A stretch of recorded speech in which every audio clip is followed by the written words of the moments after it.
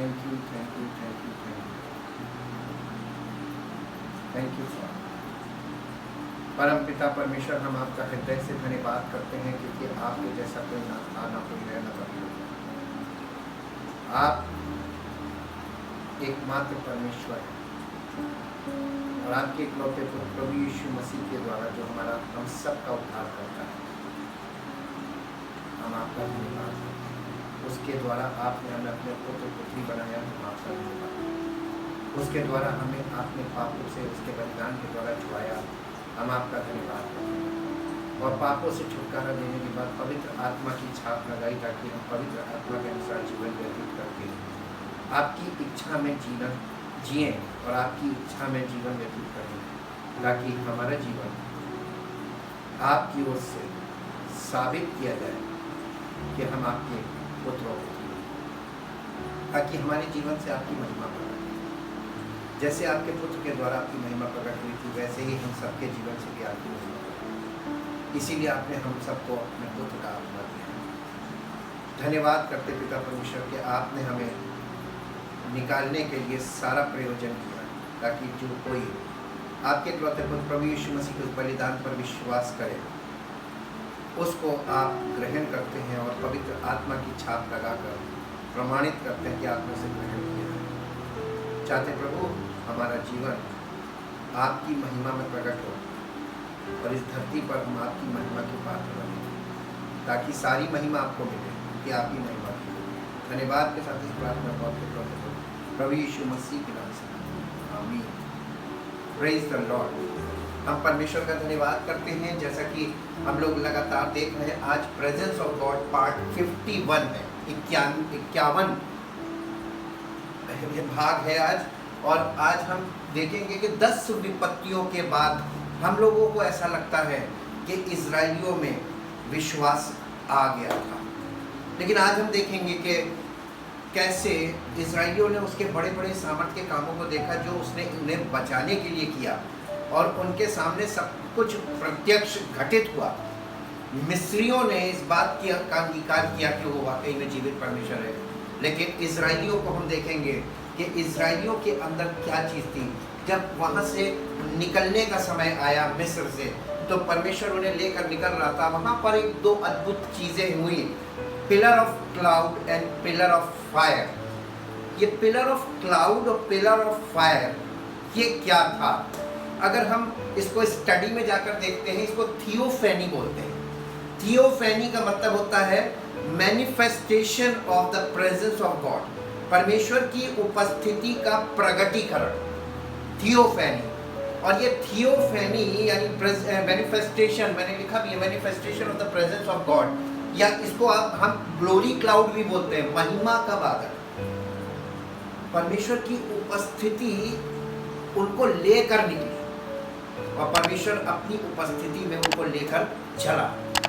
और अक्सर आपको ऐसा लगेगा बाइबल पढ़ते समय कि क्या ये उनका ये वो लोग ऐसा अनुभव कर रहे थे या फील कर रहे थे। ये फीलिंग्स नहीं थी, ये वैचारिक चीज़ नहीं थी, बल्कि वास्तव में पिलर ऑफ क्लाउड और पिलर ऑफ फायर ये दिखाई दिया था, क्योंकि केवल इजरायली नहीं बल्कि मिस्री लोग भी इसको देख सकते थे। हम आज इसी स्टडी में इस चीज़ को देखेंगे। निर्गमन की पुस्तक उसके 13 अध्याय के 19 से 22 पद तक पढ़िए हिंदी में। और मूसा यूसुफ की हड्डियों को, यूसुफ कौन था? यूसुफ याकूब का वो बेटा था जो मिस्र में प्रधानमंत्री बना था, जिसका वर्णन हम लोग उत्पत्ति की पुस्तक में पढ़ते हैं। ये अब्राहम का तीसरी पीढ़ी का यानी याकूब के वंश से है, और उसकी हड्डियों को लेकर ये लोग वहां से निकले। मूसा निकला जी, क्योंकि यूसुफ ने इजराइलियों से ये कह के परमेश्वर निश्चय तुम्हारी सुधि लेगा, उनको इस विषय की दृढ़ शपथ दिलाई थी कि वे उसकी हड्डियों को अपने साथ यहाँ से ले जाएं।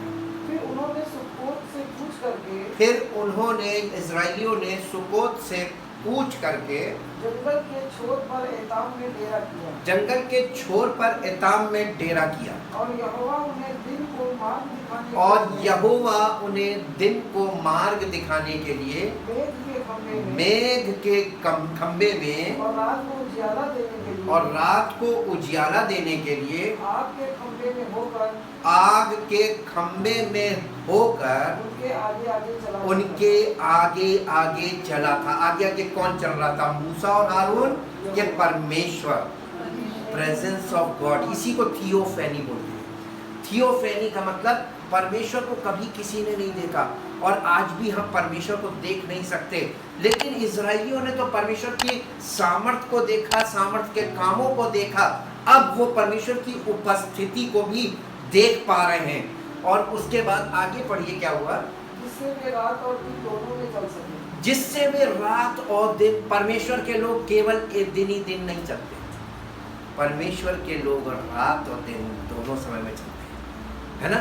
और रात में उस जमाने में तो इलेक्ट्रिसिटी भी नहीं थी, चार्जिंग लाइट्स भी नहीं थी, जनरेटर्स भी नहीं थे, और उन्होंने मशालों का प्रयोग नहीं किया। उनको किसी चीज़ की ज़रूरत नहीं पड़ी। मालूम क्यों? क्योंकि रोशनी कहाँ से मिल रही थी उनको? परमेश्वर की उपस्थिति रोशनी बनकर उनके साथ साथ चल रही थी। God himself light. और वो दिन को जो था वो मेघ का खंबा क्यों बनता था? उन्हें सूरज की गर्मी से बचाने के लिए, उनको छाया देने के लिए। यानी परमेश्वर की उपस्थिति कंफर्ट भी दे रही थी, शेल्टर भी दे रही थी, प्रोटेक्शन भी दे रही थी, और लाइट भी दे रही थी। जी, उसने ना तो बादल के खंबे को दिन में, उसने ना तो बादल के खंबे को दिन में, और ना आग के खंबे को रात में लोगों के आगे से हटाया, और ना आग के खंबे को रात में लोगों के आगे से हटाया। जी, अब 14वें अध्याय का पहले पद से पढ़िए। यहोवा ने मूसा से कहा, यहोवा ने मूसा से कहा, इस्राएलियों को आज्ञा दे, इस्राएलियों को आज्ञा दे कि वे लौटकर मिग्दोल और समुद्र के बीच, वे लौटकर मिग्दोल और समुद्र के बीच, पिहाही रोद के सम्मुख, पिहाही रोद के सम्मुख, बाल सोपान के सामने, बाल सोपाल के सामने, अपने डेरे में खड़े रहे, अपने डेरे में खड़े करें, अपने डेरे खड़े करें। यानी वहां पर वो अपना तंबू इरेक्ट करें, वहां तंबू लगा लें। अब वापस लौटते हैं, हम इसको इंग्लिश में पढ़ते हैं। Exodus chapter 13 verse 19 to 22। And Moses took the bones of Joseph And Moses took the bones of Joseph with him, for Joseph had strictly sworn, but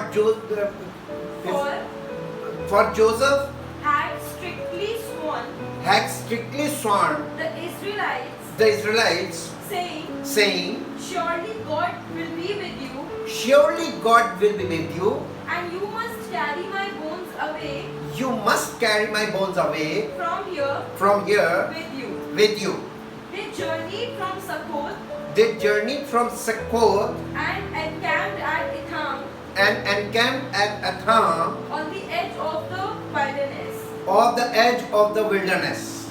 The Lord went before them The Lord went before them by by day in a pillar of cloud in a pillar of cloud to lead them to lead them along the way, along the way, and by night and by night in a pillar of fire in a pillar of fire to give them light, to give them light, that they might travel that they might travel by day and by night. they might travel by day and by night, ताकि वो दिन और रात दोनों में चल सके। आगे, The pillar of cloud by day the pillar of cloud by day and the pillar of fire by night and the pillar of fire by night did not depart from did not depart from before the people. before the people. उनके सामने से ये खंबे कभी नहीं हटे। क्यों? जब मूसा और हारून थे तो फिर ये इसकी जरूरत क्यों थी? Pillar of cloud and pillar of fire.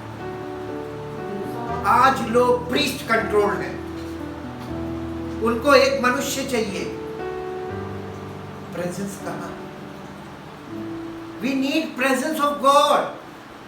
और परमेश्वर की प्रेजेंस ही है जब वो अपने लिए एक योग्य व्यक्ति को चुनता है, योग्य कोई नहीं है। एक मनुष्य कभी भी परमेश्वर के लिए योग्य नहीं हो सकता है, क्योंकि परमेश्वर जिसे चुनता है उसको अपनी उपस्थिति में लेके चलता है। परमेश्वर के सेवक की योग्यता परमेश्वर की उपस्थिति है, और अगर कोई मनुष्य परमेश्वर की उपस्थिति में चलने लगता है वो परमेश्वर का सच्चा सेवक कहलाता है।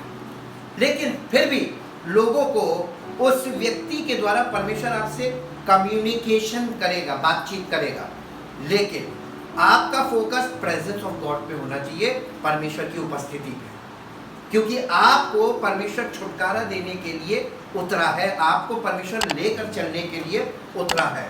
परमेश्वर की ये इसी को थियोफेनी बोलते हैं। अब इसको हिंदी में आप वहां से पढ़िए, दूसरा पद, 14 अध्याय का दूसरा पद।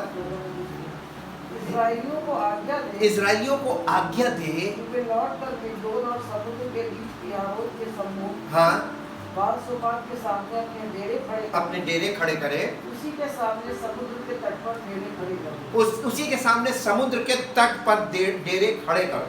तब फिरौन इस्राएलियों के विषय में सोचेगा, तब फिरौन इस्राएलियों के विषय में सोचेगा, वे देश की उलझन में फंसे हैं, वे देश की उलझन में फंसे हैं और जंगल में घिर गए हैं, और जंगल में घिर गए हैं। तब मैं फिरौन के मन को कठोर कर दूंगा, तब परमेश्वर यहाँ फिर कह रहा है कि मैं फिरौन के मन को कठोर करूंगा और वे उनका पीछा करेगा, और वो उनका पीछा करेगा। 10 विपत्तियों के बाद अभी इस्राएलियों का पीछा छूटा नहीं है।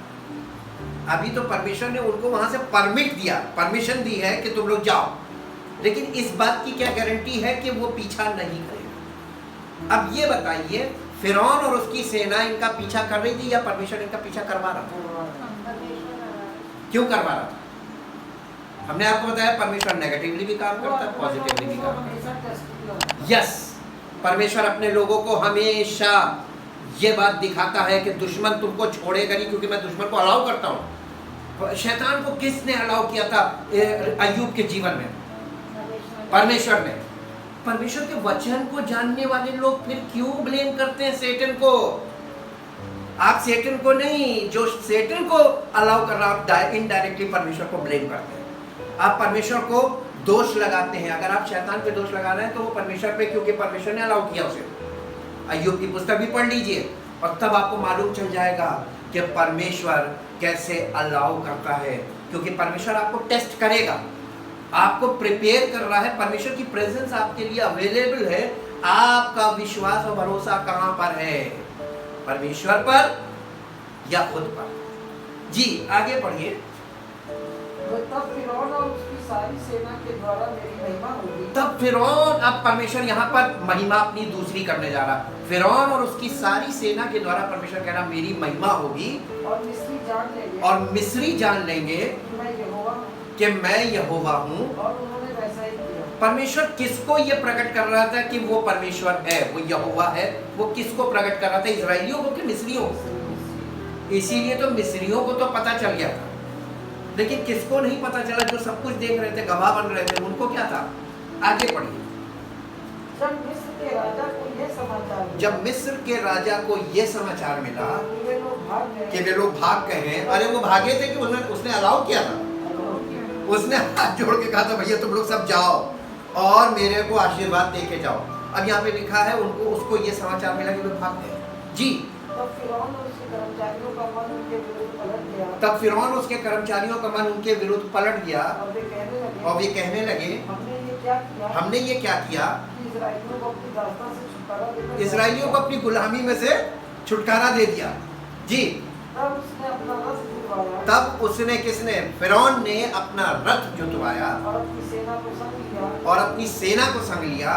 उसने 600 अच्छे से अच्छे रथ, फिरौन ने अपनी सेना में 600 अच्छे से अच्छे रथ, वरन मिस्र के सब रथ लिए, वरन मिस्र के सब रथ लिए, और उन सबों पर सरदार बैठाए, और उन सबों पर सरदार बिठाए। और यहोवा ने मिस्र के राजा फिरौन के मन को कठोर कर दिया। और यहोवा ने मिस्र के राजा फिरौन के मन को कठोर कर दिया, इसलिए उसने इस्राएलियों का पीछा किया। इसलिए उसने इस्राएलियों का पीछा किया।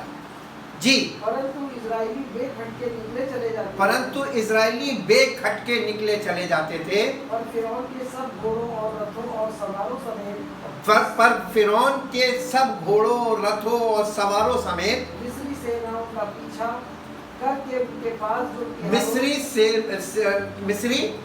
सेना उनका पीछा करके मिस्री सेना उनका पीछा करके उनके पास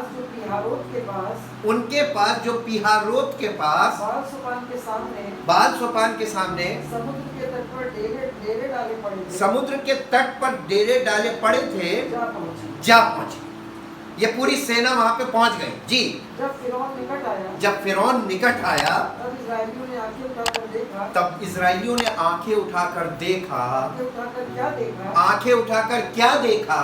मिस्री हमारा पीछा किए चले आ रहे मिस्री हमारा पीछा किए चले आ रहे हैं। और इस्राएली अत्यंत डर गए। अब ये बताइए, उसने वो बादल के खंबे में और आग के खंबे में उनके आगे आगे चल रहा था कौन? परमेश्वर पूरी प्रेजेंट था, परमेश्वर की उपस्थिति थी, यानी परमेश्वर स्वयं उपस्थित था। उसकी उपस्थिति को उन्होंने हल्का मान लिया। अरे तुमने किस परमेश्वर के आश्चर्य कर्म देखे थे वहां? 10 विपत्तियों में उन्हें विश्वास नहीं पैदा हुआ। आज भी आप देख लीजिए, परमेश्वर हमारे जीवन में आश्चर्य कर्म करता है, लेकिन हमारे हृदय में वो विश्वास नहीं पैदा होता जो परमेश्वर डिमांड करता है। हमारा भरोसा आज भी परमेश्वर पर नहीं होता है। एक काम होता है, उसके बाद हम भूल जाते हैं। उन्होंने वो सारे आश्चर्य कर्म देखे, बड़े बड़े आश्चर्य कर्म देखे, बड़े सामर्थ के काम देखे, और उसके बाद कंडीशन क्या थी? वो मिस्र की सेना देखकर डर गए। हमने आपको बताया फियर और फेथ 2 चीजें हैं। आपके जीवन में कोई एक चीज रहनी चाहिए, या तो फियर या फेथ, दोनों एफ से, F for fear and F for faith. और आपको डेफिनेशन बता दें, fear is nothing but only the absence of faith, and faith is nothing but the absence of fear. एक चीज नहीं है उसका प्रमाण। अगर आपके अंदर विश्वास है, फेथ है, इसका मतलब फियर नहीं है, और अगर फियर है इसका मतलब फेथ नहीं है। एक चीज एब्सेंस है। रोशनी जैसे लाइट एंड डार्कनेस, ये कुछ नहीं है। The absence of light is darkness and the absence of darkness is light. रोशनी होगी तो अंधेरा गायब हो जाएगा, और अंधेरा नहीं है तो इसका मतलब रोशनी है। दोनों में से एक ही चीज होगी ना। वैसे फियर और फेथ है। उन्होंने, उनके अंदर विश्वास नहीं था। वो सेना देख रहे हैं, वहां डर गए। परमेश्वर की सामर्थ को देख रहे हैं, वो सामने उपस्थित है, उसकी उपस्थिति को, और उसकी उपस्थिति में कोई आपका छोटा सा बच्चा आपके साथ है, अपने पापा के साथ, वो डरता है? अपने पापा के साथ तो बिल्कुल नहीं डरता, अकेले डरेगा। लेकिन पापा के सामने वो शेर है।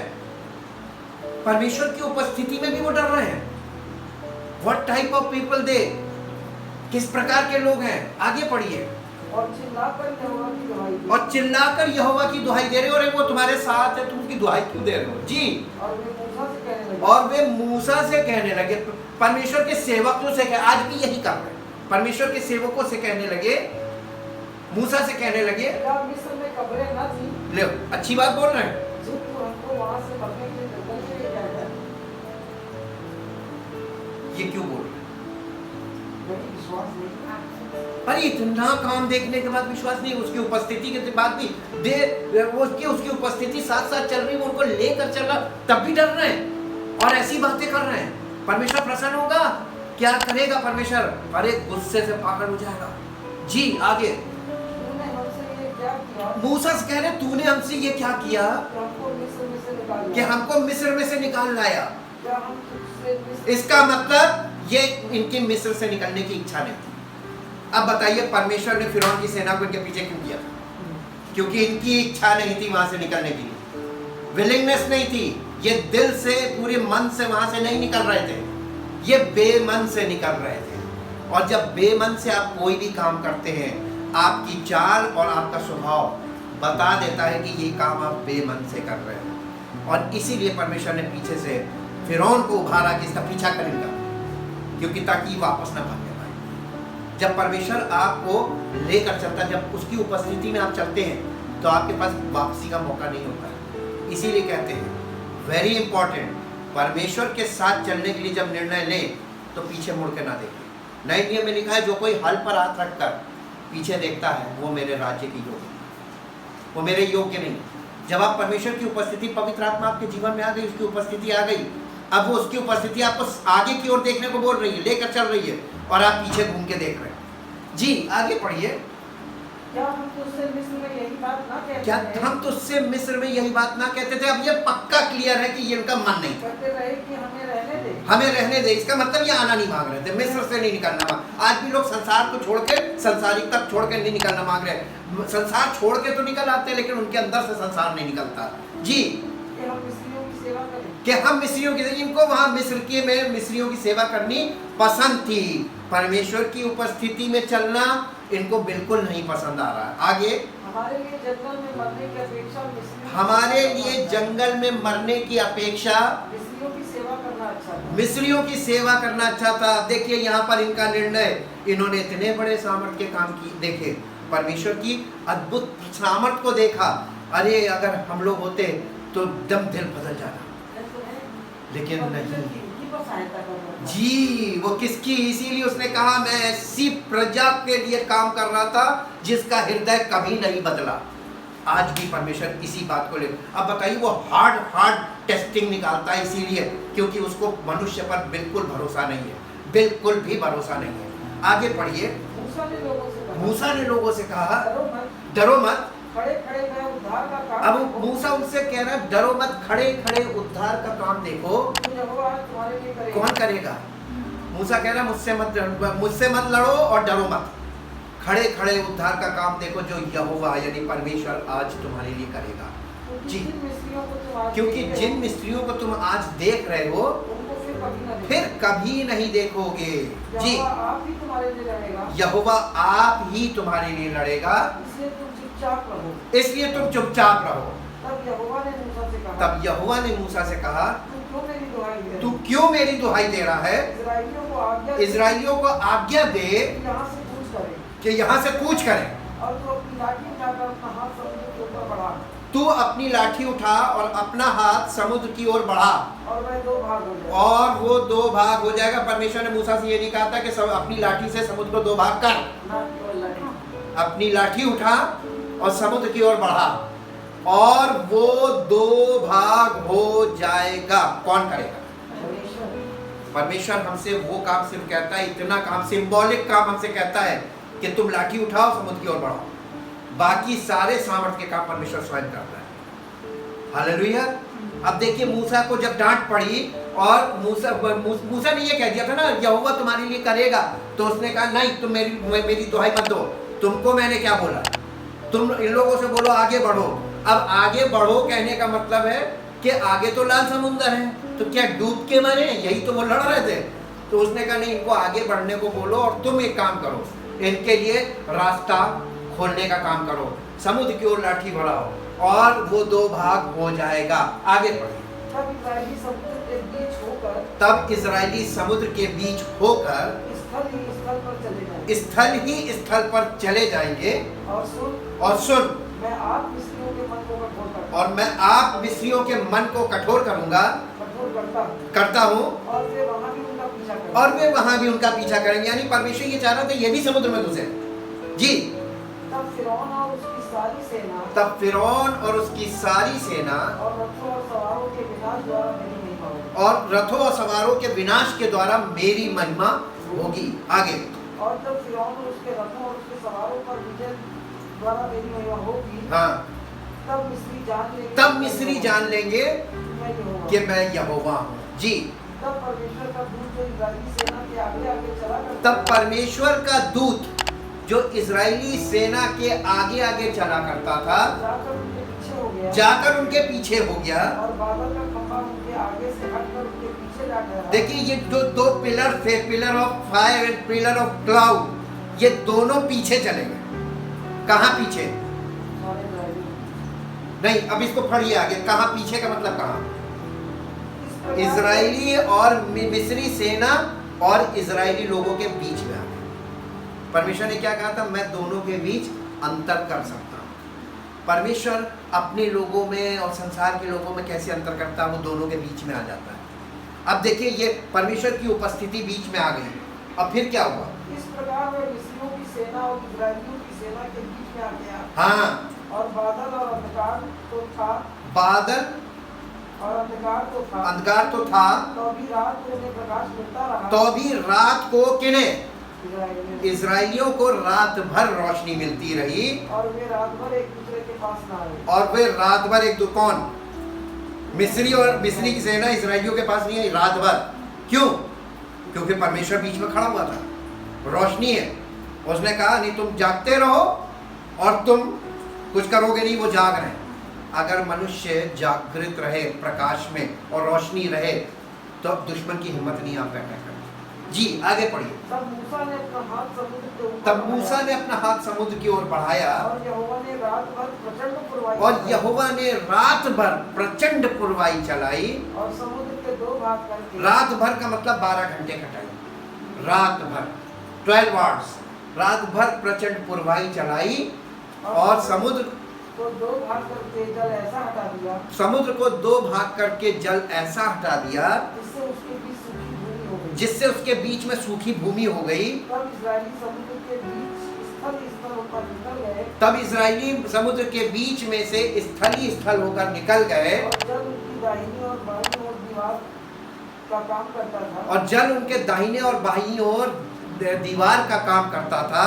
तब मिस्री अर्थात फिरौन के सब घोड़े रथ और तब मिस्री अर्थात फिरौन के सब घोड़े और रथ और सवार उनका पीछा किए हुए समुद्र के बीच में चले गए। समुद्र के बीच में चले गए और रात के अंतिम पहर में यहोवा ने बादल और आग के खंभे में से और रात के अंतिम पहर में यहोवा ने बादल और आग के खंभे में से बादल और आग के खंभे में से मिस्रियों की सेना पर दृष्टि करके मिस्रियों की सेना पर दृष्टि करके उन्हें घबरा दिया और उसने उनके रथों के पहियों को निकाल डाला, उसने उनके रथों के पहियों को निकाल दिया जिससे उनका चलना कठिन हो गया। जिससे उनका चलना कठिन हो गया। तब मिस्री आपस में कहने लगे, तब मिस्री आपस में कहने लगे आओ हम इस्राएलियों के सामने से भागें, आओ हम इजराइलियों के सामने से भाग लें, क्योंकि यहोवा उनकी ओर से मिस्रियों के विरुद्ध युद्ध कर रहा है। क्योंकि यहोवा उनकी ओर से मिस्रियों के विरुद्ध युद्ध कर रहा है। कौन लड़ रहा था? मिस्रियों को लड़ाई लड़नी पड़ी थी, इजराइलियों को लड़ाई लड़नी पड़ी थी। मिस्री लोगों को मालूम चल गया कि यहोवा लड़ रहा है, लेकिन इजराइली लोगों ने कभी इस चीज को रिकॉग्नाइज नहीं किया। परमेश्वर इस बात से नाराज है। आज भी परमेश्वर जो अपने आप को परमेश्वर के लोग मानते हैं, उनको कितना विश्वास है, उससे ज्यादा विश्वास तो अन्य जाति के लोग करते हैं, उससे ज्यादा विश्वास संसार के लोग करते हैं। परमेश्वर इस चीज को देखता है, इसलिए परमेश्वर अन्य जातियों से प्यार करता है, क्योंकि वो अज्ञानता में गलत कर रहे हैं। लेकिन यहाँ पर परमेश्वर के वचन पढ़ने और समझने और जानने वाले लोग, परमेश्वर के वचन का प्रचार करने वाले लोग, वो विश्वास नहीं करते, जो क्योंकि परमेश्वर ने परखा है लोगों को। आगे पढ़िए। फिर यहोवा ने मूसा से कहा, अपना हाथ समुद्र के ऊपर बढ़ा जल मिस्रियों और उनके रथों और सवारों पर कि जल मिस्रियों और उनके रथों और सवारों पर फिर बहने लगे। तब मूसा ने अपना हाथ समुद्र के ऊपर बढ़ाया तब मूसा ने अपना हाथ समुद्र के ऊपर बढ़ाया और भोर होते होते क्या हुआ, और भोर होते होते क्या हुआ, समुद्र फिर ज्यों का त्यों हो गया, समुद्र फिर ज्यों का त्यों हो गया और मिस्री उनके भागने लगे। और मिस्री उल्टे भागने लगे। मिस्री उसमें, यहोवा ने उनको समुद्र के बीच परंतु यहोवा ने उनको समुद्र के बीच ही में झटक दिया, एक भी नहीं निकलने पाया।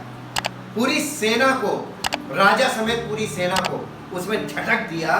और जल के बरसने से जितने रथ और सवार इस्राएलियों के पीछे समुद्र में आए थे, वे सब वरन फिरौन की सारी सेना उसमें डूब गई। सारी सेना उसमें डूब गई और उसमें से एक भी ना बचा, एक भी ना बचा, एक भी ना बचा, सब मर गए। जी।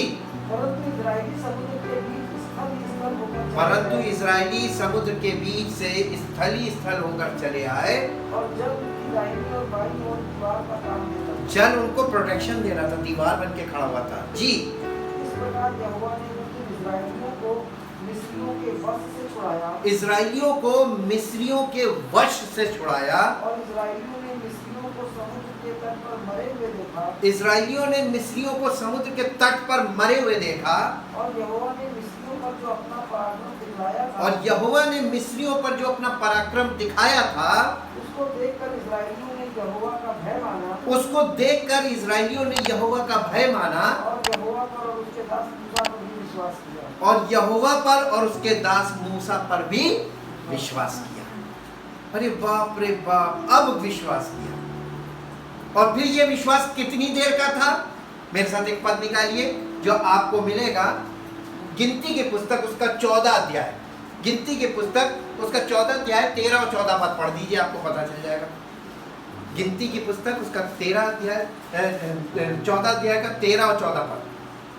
मूसा ने यहोवा से कहा, मूसा ने यहोवा से कहा, तब तो मिस्री जिनके मध्य में से तू अपनी सामर्थ दिखाकर उन लोगों को निकाल ले आया है, तब तो मिस्री जिनके मध्य में से तू अपनी सामर्थ दिखाकर उनको निकाल लाया है, ये सुनेंगे और इस देश के निवासियों से कहेंगे, और इस देश के निवासियों से कहेंगे, उन्होंने तो ये सुना है कि तू जो यहोवा है, कि तू जो यहोवा है इन लोगों के मध्य में रहता है, इन लोगों के मध्य में रहता है और प्रत्यक्ष दिखाई देता है, और प्रत्यक्ष दिखाई देता है, और तेरा बादल उनके ऊपर ठहरा रहता है, और तेरा बादल उनके ऊपर ठहरा रहता है, और तू दिन को बादल के खंभे में, और तू दिन को बादल के खंभे में और रात को अग्नि के खंभे में होकर, और रात को अग्नि के खंभे में होकर उनके आगे आगे चला करता है।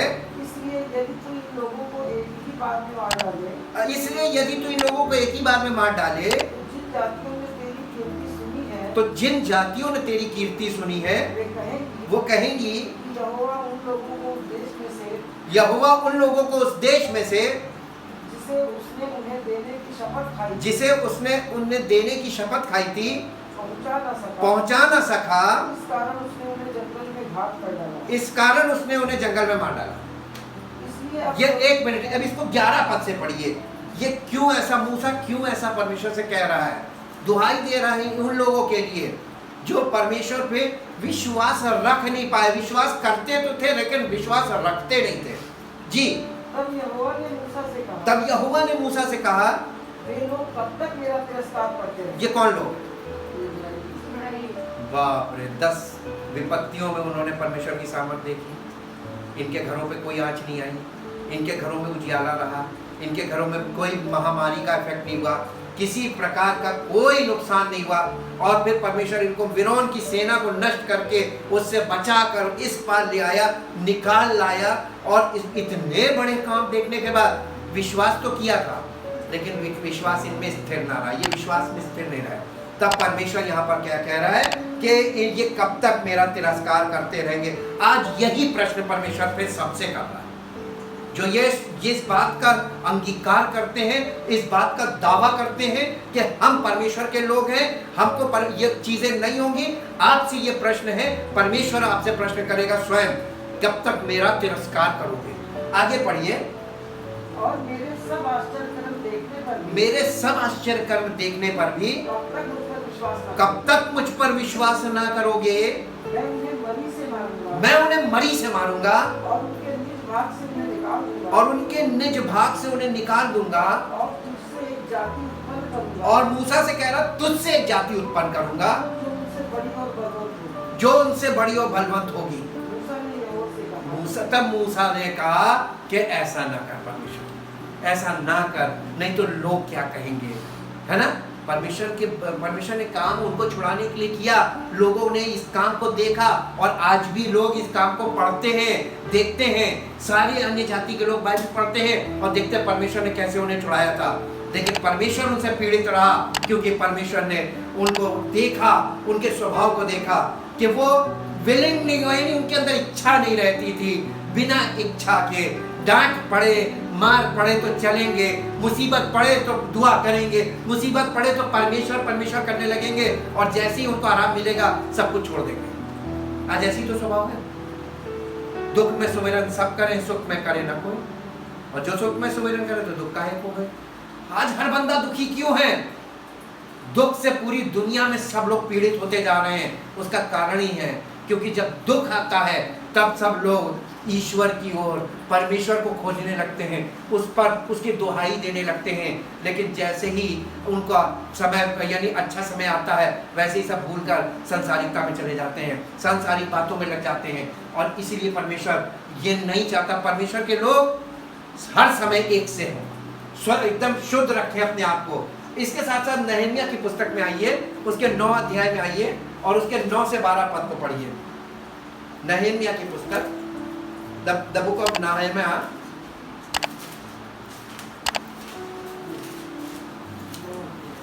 9 अध्याय और उसके 9 पद से। फिर तूने मिस्र में हमारे पुरखाओं की दुख पर दृष्टि की, फिर तूने मिस्र में हमारे पुरखाओं के दुख पर दृष्टि की, और लाल समुद्र के तट पर उनकी दुहाई सुनी, और लाल समुद्र के तट पर उनकी दोहाई सुनी। फिरौन और उसके सब कर्मचारी, फिरौन और उसके सब कर्मचारी, वरन उसके देश के सब लोगों को दंड देने के लिए, वरन उसके देश के सब लोगों को दंड देने के लिए चिन्ह और चमत्कार दिखाए, चिन्ह और चमत्कार दिखाए, क्योंकि तू जानता था कि वे उनसे ढिठाई का व्यवहार करते हैं, कि वे उनसे ढिठाई का व्यवहार करते हैं। और तूने अपना ऐसा बड़ा नाम किया, और तूने अपना ऐसा बड़ा नाम किया जैसा आज तक वर्तमान है। जी, तूने उनके आगे समुद्र को ऐसा दो भाग किया, तूने उनके सामने समुद्र को ऐसा दो भाग किया कि वे समुद्र के बीच स्थल ही स्थल चलकर पार हो गए, वे समुद्र के बीच स्थल ही स्थल चलकर ऐसे पार हो गए जो उनके पीछे पड़े थे, जो उनके पीछे पड़े थे। और जो उनके पीछे पड़े थे उनको तूने गहरे स्थानों में ऐसा डाल दिया, और जो उनके पीछे पड़े थे उनको तूने गहरे स्थानों में ऐसा डाल दिया जैसा पत्थर महाजल राशि में डाला जाए, जैसा पत्थर महाजल राशि में डाला जाता है। फिर तूने दिन के बादल के खंभे में होकर, फिर तूने दिन को बादल के खंभे में होकर और रात को आग के खंभे में होकर, और रात को आग के खंभे में होकर उनकी अगुवाई की, कि जिस मार्ग पर उन्हें चलना था, जिस मार्ग पर उन्हें चलना था उसमें उनको उजाला मिले। फिर तूने सीधे पर्वत पर बस परमेश्वर उनकी खंबे में होकर अगुवाई क्यों कर रहा था? परमेश्वर की उपस्थिति हमें लेकर चलना मांगती, ताकि हमको जिस मार्ग में चलना है उस मार्ग का उजियाला हमारे पास होना चाहिए। Jesus said, I am the light of the world, मैं जगत की ज्योति हूँ, और जो कोई मेरे पीछे बोलेगा वो अंधकार में ना चलेगा। निकाल के पढ़ लीजिए मेरे साथ यूहन्ना रचित सुसमाचार 8 अध्याय का 12 पद। यूहन्ना रचित सुसमाचार 8 अध्याय का 12 पद। यहाँ इस प्रकार से लिखा हुआ है, यीशु ने फिर लोगों से कहा, जगत की ज्योति मैं हूँ, जो मेरे पीछे बोलेगा वो अंधकार में जानबूझ के नहीं चलेगा, अंधकार कभी नहीं चलेगा, अग्री नहीं करेगा चलने के लिए। क्यों? अंधकार में चल ही नहीं सकता जब यीशु मसीह जगत की ज्योति है। और अगर हमने यीशु मसीह को फॉलो किया, तो अगर हम उसको फॉलो कर रहे हैं तो हम रोशनी में चलेंगे कि अंधेरे में चलेंगे? यहाँ पे रोशनी का मतलब ट्रुथ से है, ट्रू गॉड से है, ट्रू वे से है, और अंधकार का मतलब है फॉल्सहुड से है, झूठी शिक्षा, झूठी बातें, झूठी दिलासा। एक तरफ झूठ है और एक तरफ सच है। अगर जो कोई मुझ पर विश्वास करेगा वो अंधकार में नहीं चलेगा। आज लोग अंधकार में चलना पसंद कर रहे हैं क्योंकि सत्य ज्योति तो सामने है, लेकिन ज्योति लोगों का एक्सेप्टेबल नहीं है। वो जो अंधकार में ना चलेगा, आगे क्या लिखा है? परंतु जीवन की ज्योति पाएगा। इंग्लिश में पढ़ दो बेटा। Once more Jesus addressed the crowd. Once more Jesus addressed the crowd. He said, I am the light of the world. I am the light of the world.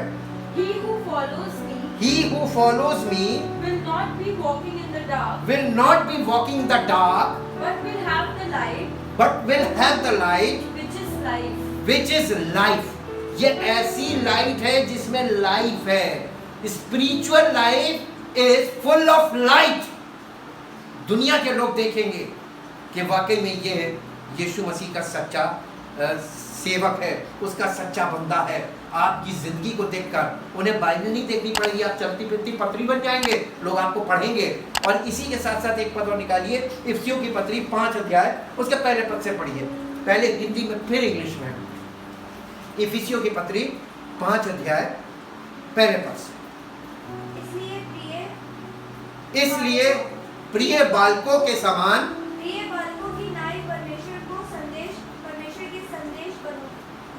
इसलिए प्रिय बालकों की नाई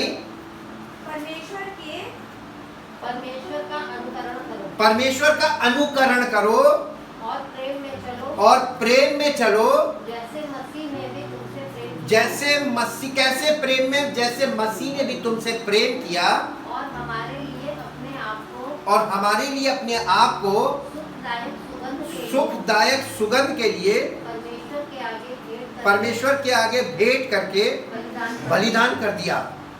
जी, जैसा पवित्र लोगों के योग्य है, जैसा पवित्र लोगों के योग्य है, वैसा तुम में व्यभिचार वैसा तुम में व्यभिचार और किसी प्रकार के अशुद्ध काम और किसी प्रकार के अशुद्ध काम या लोभ की चर्चा और या लोभ की चर्चा तक। ना हो। लोभ का मतलब क्या होता है? लालच किस चीज का? किसी भी चीज का आपके अंदर लालच हो सकता है। किसी भी प्रकार का लालच की बातें तुम्हारे बीच में नहीं होनी चाहिए।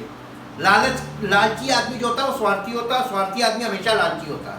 जी, और ना निर्लज्जता, ना निर्लजता, ना ना मूर्ता की बातें, ना मूर्ता की बातचीत, ना मूर्ता की बातचीत, ना ठट्ठे की, ना ठट्टे की, क्योंकि ये बातें शोभा नहीं क्योंकि ये बातें शोभा नहीं देती। ये कलीसिया को चिट्ठी लिख के बताया जा रहा है। वरन धन्यवाद ही सुना जाए, वरन धन्यवाद ही सुना जाए, क्योंकि तुम ये जानते हो क्योंकि तुम ये जानते हो कि किसी व्याभिचारी या अशुद्ध जन या अशुद्ध जन या लोभी मनुष्य की या लोभी मनुष्य की जो मूर्ति पूजक के बराबर है। जो मूर्ति पूजक के बराबर है। कौन व्यक्ति मूर्ति पूजक के बराबर है? लोभी, लालची आदमी। मालूम है, is equal to idol worshipper. लालची बराबर आइडल वर्शिपर, मूर्ति पूजक। और मसीह और परमेश्वर के राज्य में ऐसे लोगों की मसीह और परमेश्वर के राज्य में मिरास नहीं। मिरास है ही नहीं, एंट्री नहीं है। मिरास तो छोड़ दीजिए। जी, कोई तुम्हें व्यर्थ बातों से धोखा ना दे, क्योंकि इन्हीं कामों के कारण परमेश्वर का क्रोध आज्ञा न मानने वालों पर भड़कता है। इसलिए तुम ऐसे लोगों के सहभागी मत बनो, क्योंकि तुम तो पहले अंधकार थे, परंतु अब प्रभु में ज्योति हो। अतः ज्योति की संतान के समान चलो। तभी तो यीशु मसीह ने कहा था, जो कोई मेरे पीछे होलेगा अंधकार में न चलेगा। ज्योति की संतान बनो। जी, क्योंकि ज्योति का फल सब प्रकार की भलाई और धार्मिकता और सत्य है। और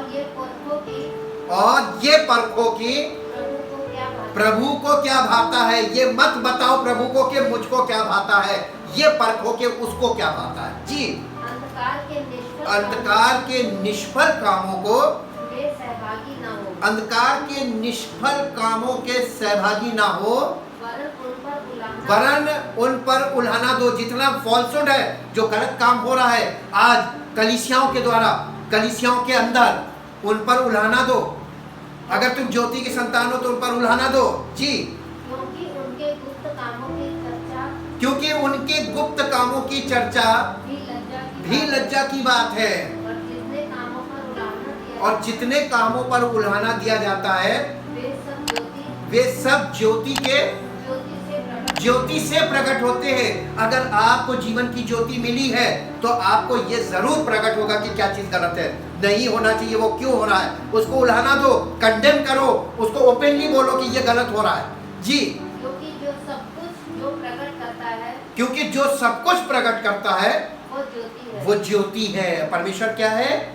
ज्योति है। वो सब कुछ प्रकट करता है। अगर परमेश्वर आप उसकी उपस्थिति में चल रहे हैं तो वो सब कुछ प्रकट करेगा।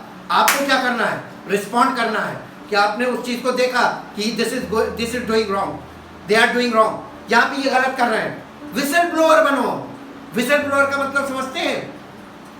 हमारे डेमोक्रेटिक सिस्टम में एक चीज है कि जब कोई सांसद कोई गलत चीज होती है, गुप्त तरीके से जो गलत चल रहा है, उसको वो उजागर करता है, बोलता है, वो विसल ब्लोअर कहलाता है। विसल ब्लोअर बनना है।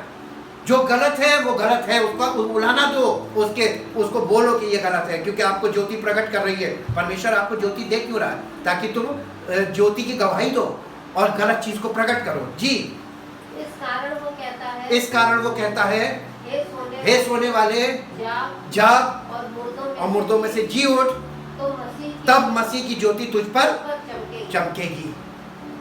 सोने वाले जाग और मुर्दों में से जी उठ। मसीह की ज्योति तुझ पर चमकेगी। मसीह की ज्योति आपके जीवन से प्रकट होना मांग रही है। आप ज्योति की संतान बन सकते हैं। आपको जो कोई यीशु मसीह का मुझ पर मेरे पीछे हो लेगा, मुझ पर विश्वास करेगा, वो ज्योति पाएगा और वो अंधकार के अनुसार नहीं चलेगा, वो ज्योति के अनुसार चलेगा, ज्योति की संतान बनेगा। इस्राएलियों को हमने देखा, परमेश्वर उनको लेके चला, लेकिन परमेश्वर के साथ वो देखते सब कुछ थे, लेकिन थोड़े समय याद रखते थे और फिर, क्योंकि उनका मन कहाँ लगा हुआ था? मिस्र में। उनके अंदर मिस्र भरा हुआ था, उनके मन में मिस्र की यादें रहती थी। जैसे आज भी लोगों के अंदर संसार, मिस्र दिखाता संसार को। हमारा मन संसार में लगा हुआ है, हमारे हृदय में संसार की बातें बसी हुई हैं, हम अंदर संसार भरा हुआ है। हम परमेश्वर की बातें थोड़े समय तो करते हैं, हम परमेश्वर का वचन थोड़ा सा सुनते हैं, हम परमेश्वर के साथ थोड़ा सा मन लगाते हैं, लेकिन मैक्सिमम टाइम हम मिस्र में बिताते हैं। Thank you, thank you, thank you Lord. हम परमेश्वर आपका धन्यवाद करते हैं, क्योंकि आपने बहुत सहा है मनुष्य जाति को। आपने अपने पुत्र को बलिदान करने के बाद भी आज तक आप इसी बात से पीड़ित हैं कि लोग आपके पुत्र को ग्रहण करते तो हैं, लेकिन पूर्ण रूप से नहीं। अपना जीवन उसको देने का दावा तो करते हैं, लेकिन पूर्ण रूप से नहीं देते हैं। अपने आप को पूर्ण रूप से समर्पित नहीं करते हैं। डिसाइसिव डेडिकेशन नहीं है।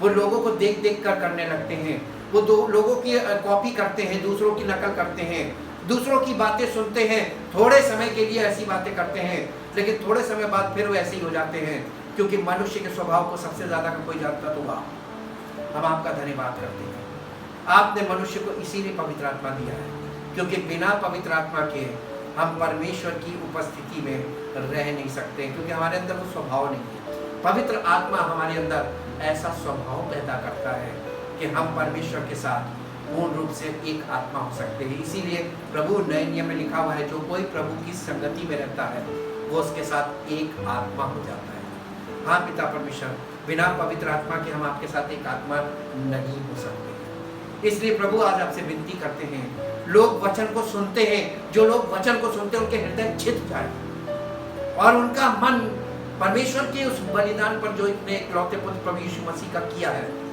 हमें छुटकारा देने के लिए, हम केवल छुटकारा ना पाए, पवित्र आत्मा के द्वारा हम उसकी आत्मा के साथ उसकी संगति में जाएं और उसके साथ एक आत्मा हो जाए, ताकि उसकी इच्छा हमारे जीवन में पूरी हो और उसकी महिमा हमारे जीवन से प्रकट हो और सारा आदर सारी महिमा उस महान परमेश्वर को मिले जो सब कुछ करने वाला है। वो ऐसा ही तो करना चाहता है।